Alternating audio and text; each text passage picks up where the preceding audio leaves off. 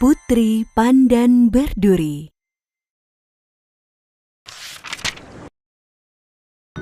Pada zaman dahulu kala, di Pulau Bintan yang berada di Kepulauan Riau, tinggallah sekelompok suku laut yang mempunyai pimpinan bernama Batin Lagoi.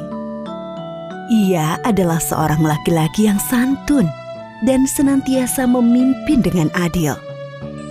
Pada suatu hari, Batin Lagoi sedang berjalan di pinggir pantai. Tidak jauh dari posisinya, ia mendengar tangisan bayi. Hei, kenapa ada bayi menangis di tempat seperti ini? Aku harus mencari di mana suara bayi itu berasal. Batin Lagoi terus mencari di mana arah suara bayi itu berada. Ia sangat memperhatikan sekali setiap sudut pantai yang ia lewati. Ketika ia berjalan mendekati semak-semak, suara tangisan bayi tersebut semakin terdengar jelas. Dan ia terkejut ketika mendapati ada sosok bayi perempuan yang berada di dalam semak-semak. Astaga, siapa gerangan yang meletakkan seorang bayi di sini? Dengan pelan dan berhati-hati, ia mendekati bayi itu dan kemudian mengangkat bayi itu dengan pelan dan perasaan ragu. Timbullah keinginannya untuk mengangkat bayi yang ia temukan sebagai anaknya. Ia memutuskan untuk membawa pulang bayi perempuan cantik itu. Kasihan bayi ini. Aku akan membawanya pulang dan merawatnya seperti anakku sendiri. Setelah sampai di rumah, ia memberi nama bayi itu Putri Pandan Berduri. Ia merawat dan menyayangi bayi itu. Ia selalu merasa Tuhan sudah memberi tugas untuknya dengan merawat bayi itu hingga tumbuh dewasa.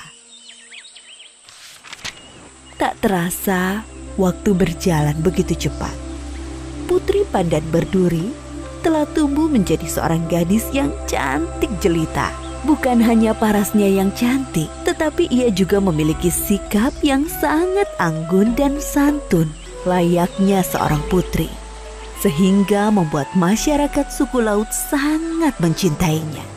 Banyak juga pemuda yang menyukainya, namun tidak berani untuk meminangnya.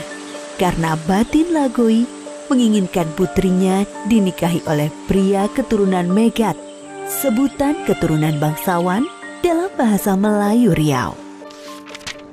Di daerah yang berbeda, di Pulau Galang, tinggallah dua orang putra keturunan Megat, bernama Julela dan Jenang Perkasa. Semasa kecil, kakak beradik itu hidup rukun.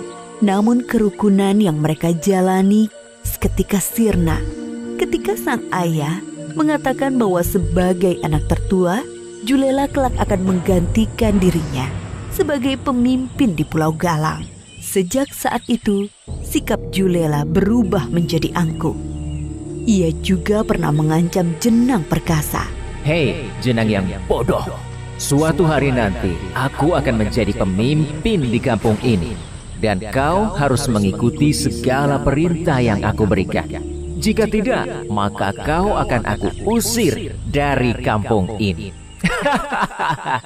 Jenang Perkasa merasa sangat kecewa akan sikap kakaknya. Lalu ia memutuskan untuk meninggalkan Pulau Galang. Berhari-hari ia berlayar tanpa mengetahui arah dan tujuan. Hingga sampailah ia di Pulau Bintan. Saat Jenang Perkasa berada di Pulau Bintan, ia tidak pernah mengaku sebagai anak pemimpin Pulau Galang. Sehari-harinya, ia bekerja sebagai pedagang seperti orang kebanyakan. Ia sangat bisa beradaptasi dengan lingkungan barunya. Karena sifatnya yang sopan dan gaya bahasanya yang halus membuat kagum semua orang. Jenang Perkasa lalu menjadi bahan pembicaraan di seluruh pulau. Cerita mengenai Jenang Perkasa terdengar sampai ke telinga Batin Lagoi, sehingga ia penasaran ingin bertemu dengan Jenang Perkasa. Pengawal, tolong sampaikan kepada Jenang Perkasa supaya datang ke acara makan malam di istana dengan seluruh tokoh terkemuka di Pulau Bintan. Baik Yang Mulia. Sejak Jenang Perkasa datang ke acara tersebut, Batin Lagoi senantiasa memperhatikan gerak-gerik Jenang Perkasa.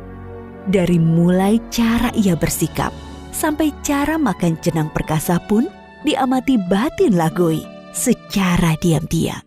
Sungguh baik hati sekali pemuda itu. Sepertinya ia cocok menjadi pendamping putriku nanti. Batin Lagoi akhirnya menghampiri Jenang Perkasa untuk mengajak berbincang-bincang. Wahai anak muda, sudah lama aku mendengar kehalusan budi pekertimu. Terima kasih Yang Mulia. Aku mempunyai niat ingin menikahkan anakku dengan engkau. Alangkah senangnya jika kau setuju dengan permintaanku ini. Jenang Perkasa terkejut mendengar tawaran Batin Lagoi. Begini Yang Mulia, saya mau menikah dengan Putri Pandan Berduri. Yang penting dia juga mau menikah dengan saya. Karena saya tidak ingin ada perasaan terpaksa yang dirasakan oleh Putri Pandan Berduri ketika sudah menikah dengan saya. Baiklah Nak, aku akan tanyakan dahulu padanya. Tapi aku yakin ia juga suka denganmu karena engkau mempunyai hati yang tulus. Jujur, saya sangat berterima kasih kepada Yang Mulia karena sudah mempercayai saya untuk menjadi pendamping Putri Pandan Berduri. Setelah Batin Lagoi bercerita kepada Putri Pandan Berduri mengenai Jenang Perkasa, Putri pun setuju untuk dinikahkan dengan Jenang Perkasa.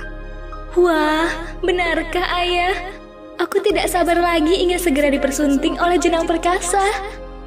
Sejak saat itu, seluruh pengawal mulai sibuk mempersiapkan pernikahan Putri Pandan Berduri dengan Jenang Perkasa. Untuk mempercantik halaman kediaman Batin Lagoi, dipenuhi dengan bunga dan hiasan.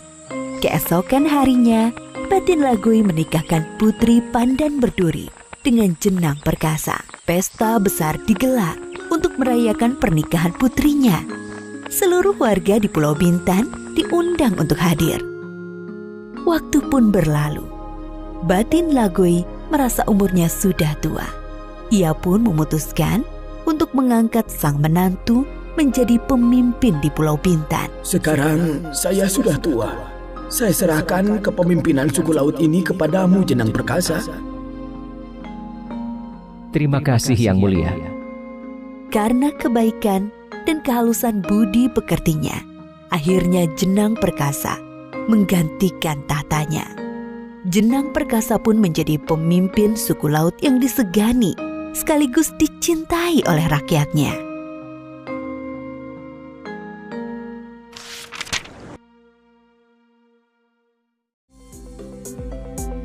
Halo teman-teman, subscribe di tombol merah di bawah ini ya.